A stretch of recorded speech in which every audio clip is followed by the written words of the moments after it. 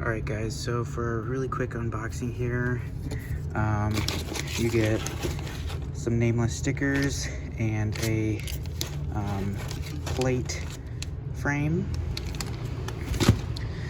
You get, of course, the exhausts. This is the 36R, so there's two of these in here. This is the 5-inch muffler model, and then in here as well should be some new nuts and bolts and a couple gaskets for the flanges here. So let's just get this install going. It should be really quick, just bolt on, bolt off, and pretty straightforward.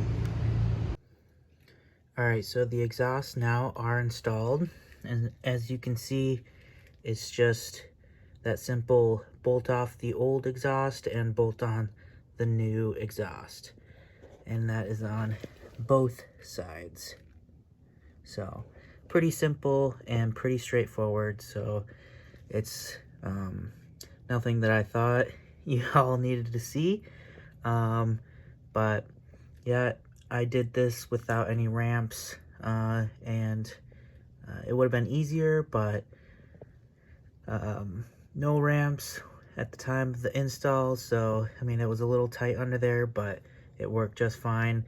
Also, I didn't have an impact to get the rusty old hardware off, but the I made do with a wrench.